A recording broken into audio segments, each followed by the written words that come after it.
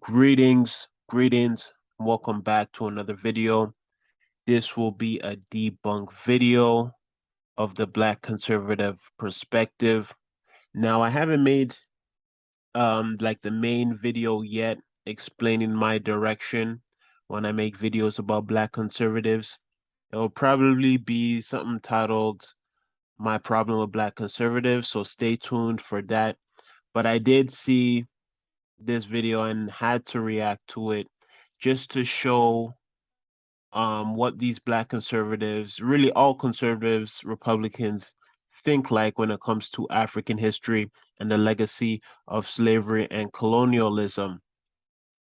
So, Black conservative perspective, he is doing a video about the Woman King movie that is coming out now. I'm not too concerned about his commentary about the movie. I'm going to watch the movie for myself and then react to it with my own analysis. But I really just want to focus more on the aspect of basically trying to minimize European involvement and maximize African involvement as if it should be Africans' fault of slavery. So I'm not gonna play the whole video. I'm just gonna start at certain parts and we're just gonna take it from there. Yeah, so if you watch that trailer, right, you think that this story, which is supposed to be based off powerful true events, you think this story would be a story about how this African kingdom fought back against the evil Europeans, okay? The people that were trying to take over their country because they were doing nothing but their peaceful world making. That's what the woke professor at Rutgers said that so-called non-white people will be doing if it wasn't for European colonialism. They were just being engaged in peaceful world making. Okay, they weren't at war with each other. They weren't slaving each other. They weren't doing effed up things to each other. They weren't doing exact same things that they get mad at Europeans for doing. Right? No. They would have just been 100% completely peaceful. Right? It would have been great. Okay, no violence, no conflict if it wasn't for European colonialism.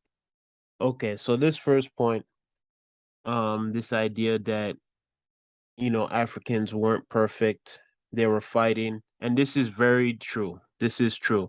But what he is trying to do is make it seem like the entire period of pre-colonial history was the same as the transatlantic enslavement period and trying to make it seem as if they were one in the same. They were not one in the same. They had differences. I will get into the differences, but he's completely wrong here. And this is what they like to do to minimize. They want to make everything seem the same, so then they make excuses for white people. However, we all know that that's not the case. And one of the reasons why I actually think that this film is a good thing, despite the wokeness, is that hopefully the woke revolutionaries actually learn some real history, if this movie is done right, that is, about how it wasn't just the Europeans engaging in slave trading. In fact, these African countries were willing participants. They were major players. The Europeans couldn't have done it without the Africans. Okay, so the Europeans could have done it without the Africans, right? So this is the first lie, getting into the history. So essentially, what was a game changer for the Europeans was firearms. If it wasn't for firearms, there would be no need for Africans to join forces with the Europeans in the first place. Pre-firearms, if you look at history, pre-colonial history, Africans have been fighting back several times. They've been rebelling, resisting for a very long period of time. Since the fall of ancient Kemet, Africans have been building and rebuilding empires, and there's always been people trying to invade, people trying to take over. And I can say that there was African on African conflict, but even the way African on African conflict was waged against each other, it was not the same way that the Europeans decided to do, in no way, shape, or form. There's a book called The Destruction of the Black Civilization by Chancellor Williams.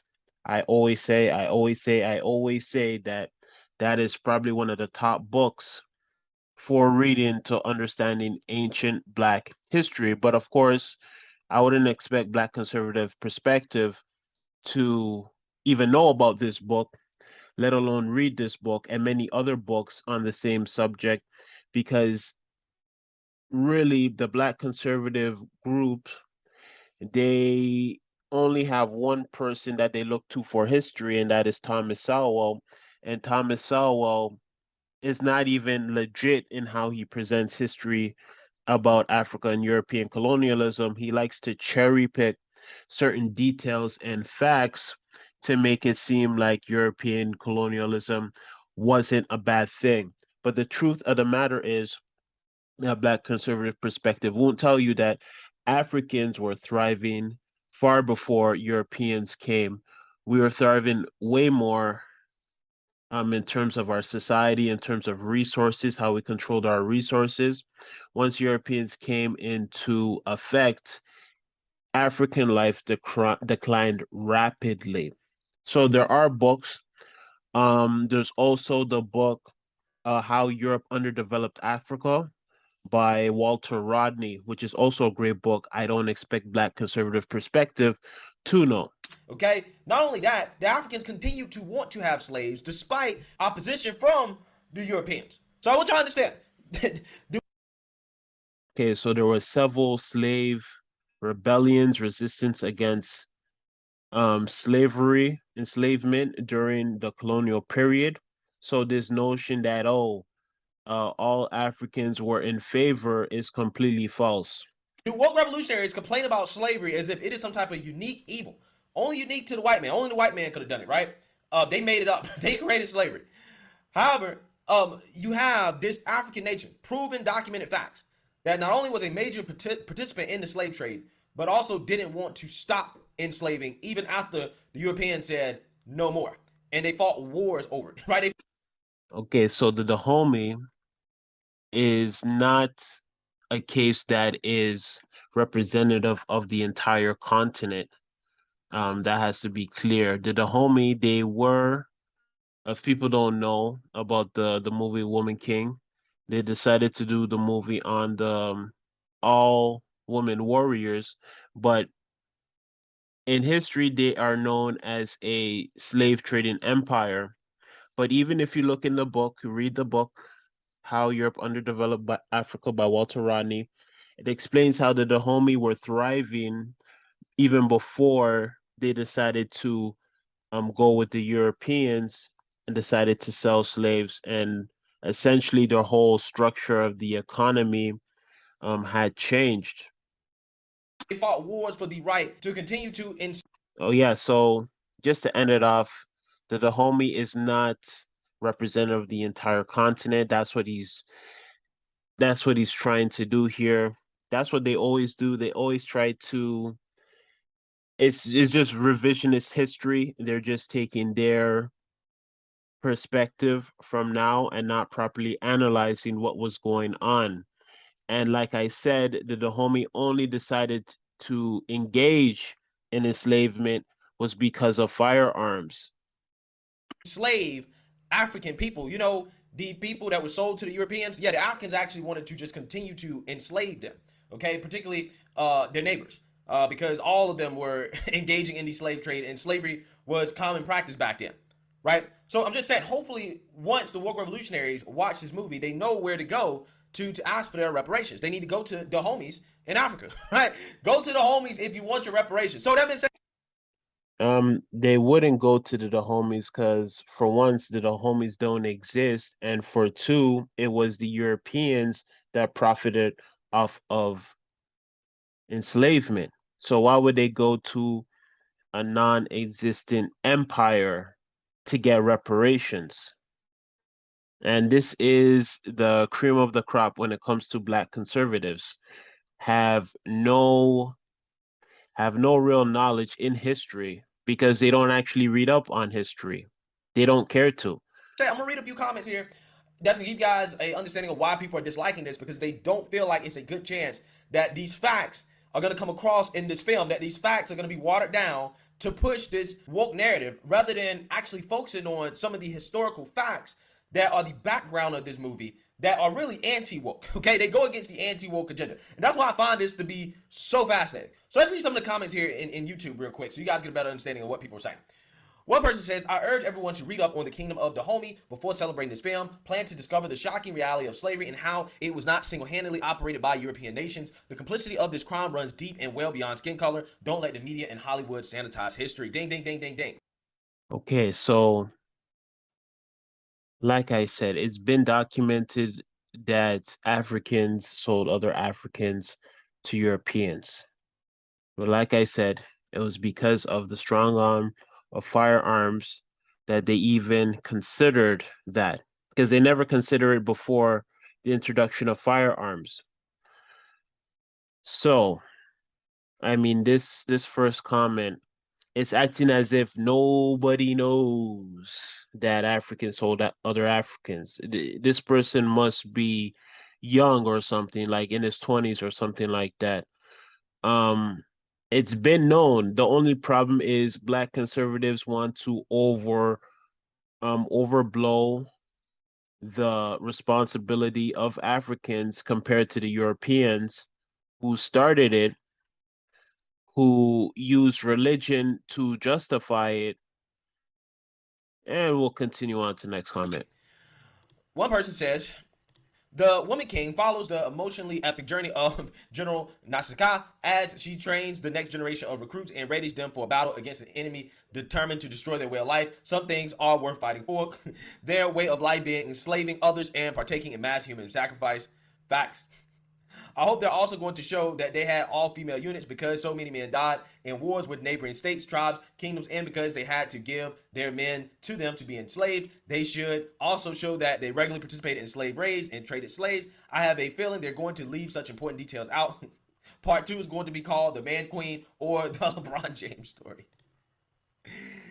Yeah, I'm glad this movie's coming out because its existence has brought awareness to some of the most hidden aspects of the slave trade, of which this kingdom that they're glorifying took a horribly big part in. People always assume that to the dramatized portrayal of the history in the media, lots of people still assume Europeans would raid and capture Africans themselves, when in reality, during the colonization of America, white people 9 out of 10 times chose to buy the slaves at African ports from kingdoms such as this one because they hadn't yet developed proper immunity to foreign African diseases.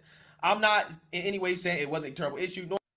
Yes, I'm not even gonna finish the rest of that. So this idea that white people 9 times out of 10 chose to buy the slaves on African ports, this is completely false. The 9 times out of 10, who knows where he pulled that number out of 9 times out of 10. Europeans did conduct in slave raids because they had firearms. Firearms changed the landscape of warfare. Once firearms was introduced, there's very little the Africans could do unless they got their hands on their own firearms. And the only way to get their hands on their own firearms was to join the Europeans. So this idea that white people just showed up onto the shores of Africa and there was hundreds and thousands of African slaves ready to be sold is completely false. There was a system set up, there was a strategy, there was a system set up, and after a while, they had the strategy and system set up because of firearms. They would overkill, overpower with firearms, find the people who didn't want to fight, convert them over, and had them do the work. Nor am I saying that many white people didn't have a hand in it. I'm just saying it's not as bad. So that's it for this video, actually. I'm gonna go on to the next video and we're just gonna dig a little bit deeper. Now, he's doing these videos because he has a problem with the movie. So I'm just gonna just get to the parts where he's giving the revisionist history, and that's pretty much it. Essentially, she compared the Woman King to Marvel superhero movies. Okay, that's why I said that she is essentially calling this a superhero movie, even though she didn't say that verbatim. That's what she compared it to, which tells you how she is viewing or how she sees her role in this movie. It tells you about the narrative that is going to be pushed in this movie. That no, these women weren't protecting a abhorrent and evil practice called slavery, right? No, they weren't doing that. They were heroes. They were trying to protect their culture and their way of life against the evil white man. In fact, I was reading that the lead female character, apparently she's supposed to be the one Amazon or female warrior that's against slavery, right? She was opposed to the evil practice of slavery, but that wasn't historically accurate. These women conducted slave raids routinely, okay? Well, we don't know. I don't know if we don't know if that is not accurate. We don't know if there was, I don't know personally if there was resistance within the Dahomey Kingdom, but resistance to slavery after Africans sold other Africans has been historically recorded. If you look at Queen Nzinga, she had to resist slavery from her own brother. So there is record of Africans resisting slavery. So his this idea, okay, for this specific story, I don't know if it's 100% true. I would have to do some digging. And it got demolished doing it multiple times. They were very pro-slavery, but yet they're going to try to tell you that this is historically accurate, right? This is historically accurate. No, no, no. You don't understand. This woman was against slavery, right? Trying to muddy the waters in regards to the real history of this empire and the role of these women in the slave trade. In the trailer, they said it was good versus evil. Okay, good being the side of slave traders, and evil being the side of the people who actually wanted to end the slave trade. But no, no, no, no. According to woke revolutionaries, we don't understand. Slavery in Africa was different. It was different. It wasn't chattel slavery, aka it wasn't slavery being done by the Europeans. Because when you asked them to explain, well, what's the difference between chattel slavery and the slavery that was going on in Africa? Well, in America, the slaves were sold as property, right? And they were slaves from birth. It was a birthright. And I'm like, okay, well, if you pay attention to what the homies were doing, they were capturing slaves. They owned their slaves as property. They sold and traded their slaves. They also made slaves till plantations, and they conducted mass executions of slaves. So is there really a big difference there? I'm just saying, I think that both are morally wrong. But see, the way we frame this conversation as if only Europeans had slaves. In fact, they invented slaves. Everybody. Well, I'm going to help this brother out and explain the differences. So again, we know that slavery, Europeans didn't invent slavery, but Europeans definitely took it to a completely different level. So I'm going to give them point for point how European slavery, chattel enslavement was different from what Africans was doing, point for point. So here we go. Africans didn't go overseas to get slaves, Europeans did. Africans did not rape the men and women, Europeans did. Africans did not put slaves in life-threatening conditions on a consistent basis, Europeans did. Africans did not replace slaves' religion like the Europeans did. Africans did not kill children like animals for no reason, Europeans did. Africans never made slaves for life. Slavery would end within a lifetime, and you would be integrated into the tribe that you are captured from. You'd be integrated into their society, and you were not systematically stopped from making a living or providing, getting the resources to provide for yourself and for your family. Africans did not have plantations. That is something unique to Dahomey, if that is indeed true. And we would have to see who actually wrote that and from what perception they were actually writing that, to make sure it's not from a Thomas Sowell perspective or a Thomas Sowell spin on it. Africans did not have slave catchers. Europeans did. Africans did not try to make people subhuman or categorize them as subhuman. Europeans did. Africans did not use religion to justify their actions. Europeans did. And that's how they categorize Africans as subhuman. So we look back here, Pope Alexander, 1493, he had the Papal Bull, the Inter Caetera. Pope Alexander issues a Papal Bull in which he authorizes Spain and Portugal to colonize the Americas. and its native peoples as subjects. The decree asserts the rights of Spain and Portugal to colonize, convert, and enslave. It also justifies the enslavement of Africans. So there we go. So Africans never used firearms to face other people, to force other people into submission. Firearms did not change the landscape of warfare until the Europeans came. And then when the introduction of firearms, Africans decided to team up with the Europeans. It wasn't until then that they decided to do it. It was kill or be killed, essentially, or be enslaved or enslave. So this is the last point. Africans never got together to carve out another country. As much as these Black conservatives want to credit the Europeans for stopping slavery, they don't want to talk about the policies following the colonial period at all. So they want to give themselves credit for, or Black conservatives want to give white people credit for stopping slavery, but they ignore all the policies following it that are systematically damaging and anti-Black. So Africans never engaged in slavery the way Black conservative perspective or other Black conservatives want Africans to be in or think that they were. Anyways, Africans never got wealthy for slavery. Europeans did.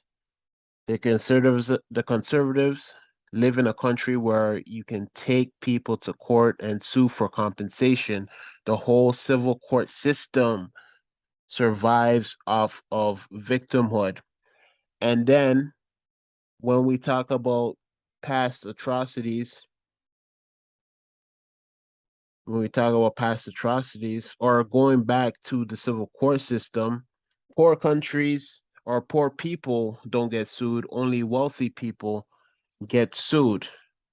If you sue somebody poor, you're not going to get the money. If you sue somebody who has money, you know how they have money because they've shown it some way publicly, right? So the people with wealth get sued, not the poor. So I just don't understand how these conservatives act confused when it comes to understanding the atrocities, when it comes to enslavement, colonialism, even neocolonialism. I is they don't want to. They don't want to understand. They really don't want to understand because they have to appease their white conservative counterparts. That's all it really is. They see Black people as completely hopeless, and in order for them to feel some type of worth, they cling on to the anti-Black system and repeat the talking points of that system, i.e., European colonialism was good, it helps Africans. Without European colonialism, Africans would be lost or they wouldn't have any economy or this or that and that and this, all revisionist history. Africans were thriving way before Europeans, despite having conflict with each other, despite having its own form of slavery, which was more of a prisoner of war mentality compared to complete degradation within enslavement. So I'm done with those points. We'll continue. Everybody else was doing peaceful world making, right? That's what they want you to believe. And see, this is why, these people, black people, right, in America, not Africans, but black people, who are so mad at European colonialism, I really don't know why. Like, I really don't. Because I'm like, look, without European colonialism, Yeah, I told you exactly why. The Europeans took it to a completely different level. I broke it down pretty much, basically every point that I could think of. I don't think I missed any points, but if people really want to know the difference, I really just broke it down so it can't be any more clear. or black and white, so to speak. I would probably be a slave in Africa, right? Or the version of myself that would have been born in Africa without European colonialism. And You see, that's another thing that these black conservatives like to say. If it wasn't for European colonialism, I would be a slave. I would still be backward. I would still be in a jungle, this and that. I mean, it's crazy how badly these black conservatives will denigrate themselves, denigrate where they came from, essentially to appease white conservatives. But it's all really a question of power and well, I wouldn't say the perception of power, but they're not doing anything different than the Africans that sold other Africans, right? They want to align themselves with the power structure, and they can see the power structure. So the Africans, they seen what the Europeans could do with the firearms, and they said instead of fighting against firearms and most likely being destroyed, let me align myself with it so I could get my hands on the firearms. And about that, actually, just a quick side note, Europeans didn't completely trust Africans with firearms, even the ones that decided to join them. They gave them the lowest grade firearms, they gave them the least they didn't give them the top quality. It was the lowest quality firearms as well too. So Europeans didn't even completely trust the Africans that were on their side. So what he's doing is nothing different. He perceives white people to be more powerful, so he wants to align himself with them. And instead of dealing with the truth, instead of dealing with what might be harder in the long run, he's gonna deal with what's easy. But if I said that he probably never read the books that I mentioned, but even if he did, even if he got his hands on it, even if he got the facts, the conservatives say they love facts, right? Even if he did get the facts on the true nature of exactly what was going on, he would still deny it because he doesn't want to piss off his platform, his audience, over 400,000 people. I wouldn't be surprised if it was mainly white conservatives because white conservatives love Thomas Sowell. They love to mention him, so they'll love anybody that will spew the same talking points as Thomas Sowell. But I digress. them have their own slaves and bring them to the U.S. Yeah, probably would have been a slave. Okay, because the black people that were brought here to America, a vast majority of them, their ancestors, our ancestors, were captured by African tribes and sold to the white man. Right, which means that we were at the bottom of the totem pole. Okay, we were probably going to be mass executed, if not traded to the white man, because that's what the homies were doing to their slaves. They were making them till the plantations, and they were mass executing them. See, now he's using the homie to make representation of the entire continent. The entire continent was very complex, and this is why you need to read books that has actually studied what's going on, the behaviors, the actions of different tribes throughout history, the migrations. You really have to understand this nuance instead of brushing it simply as Africans sold other Africans. And I knew this movie was gonna start problems because I knew the homie was a slave trading tribe, slave trading empire. It was in the book, like I said, how Europe underdeveloped Africa. And now the problems that came up, I never imagined this would happen because I didn't even think that the conservatives would actually deal with this movie. But here we are, and here we get the revisionist history as always. And this is the movie about woman superhero. To me, this is just like making a movie about the Confederacy and the life of a Confederate soldier or whatever, right? Some battle, and calling the Confederate soldier a hero, a superhero, saying that they were fighting on the side of the good to protect their way of life just because the Confederate soldier was LGBTQ, right? That's what this reminds me of. That's exactly what these would be the equivalent of. Well, it was LGBTQ, so it doesn't matter if they were fighting for slavery. They were just trying to protect their way of life, right?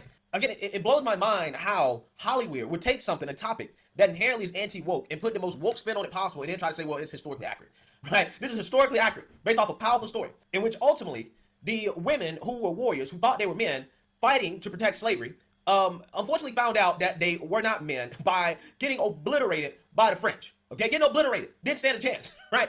Epic kill-death ratio for the French. But if you don't want to go see this movie, a movie that is trying to glorify a slave trading empire, then apparently you don't support black women being in lead roles, right? Doesn't matter what the role is, okay? Doesn't matter what they're trying to glorify. If you don't go see it, then you don't support black women, right? That's basically what this woman is trying to say. Again, that's the spin here. It blows my mind because they would never say this if there was a movie made that glorified the Confederacy or that glorified, I don't know, some massacre that happened at the hands of the Europeans doing European colonialism. And if you painted their side as the good side, they say, oh no, this is evil, you can't do that.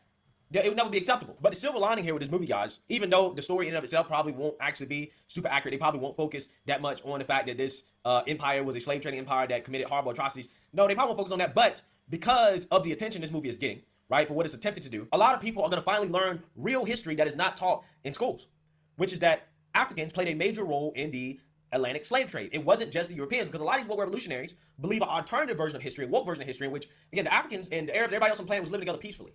And it was just the Europeans that was at war. They would, trade slaves. It was only the evil Europeans. When the reality is that's not the case. Everybody was doing the same thing. The only difference is that the Europeans were a lot more successful than some of these other people at actually taking over the world. And that's what the woke revolutionaries are ultimately mad about. They're not mad about. No, I mean, I don't consider myself part of the left or woke revolutionary, as he says. They use this term woke to describe people on the left, really. But I'm not mad. I'm not mad. I'm frustrated that black people like you have to come on and spew revisionist history. You have no background in history, no background in ancient African history at all, and you make general sweeping statements that are not true. And nobody fact checks you on that as well too. Can't expect the social media fact checkers to fact check the conservatives, but I won't get into that. And he says successful. I mean, I'll say this. I'll say this. The Europeans were successful in showing their barbarism. The Europeans were showing or successful in showing that they will do absolutely anything um to take over. Um they needed firearms to contribute to their barbarianism. Before firearms, they were not successful. So Europeans had to find a way to up the ante and get an advantage. And they did find that advantage, but their whole system of enslavement was barbaric. Um, I mean, I could go into it, but yeah, if you want to call barbarianism successful, it is what it is. But like I said, U.S. is built, or the US has a justice system built for victimhood and compensation. So they have it within the United States, but don't understand when other countries are asking for reparations, for example.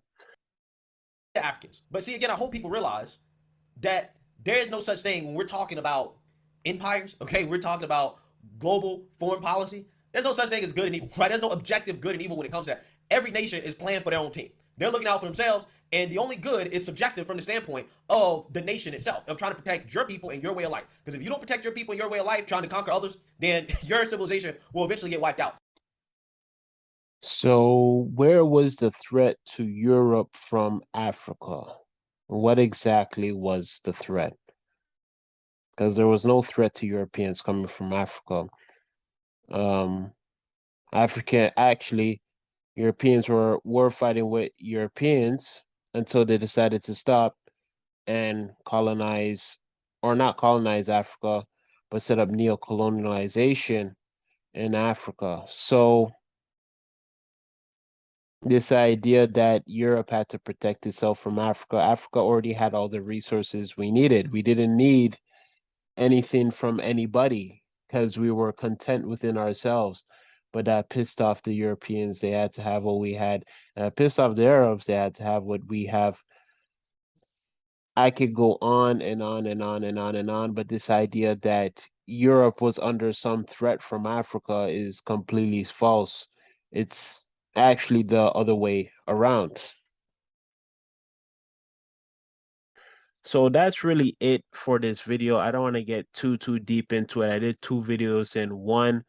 Look out for my video, My Problem with the Black Conservatives. That will basically give the breakdown. I mean, I pretty much already gave a lot of the breakdown of my problem of it, but I'll do a more detailed analysis, put a little bit more faces to the Black conservative team. But for this video, like, comment, subscribe, and stay tuned. Peace out. Thanks for watching.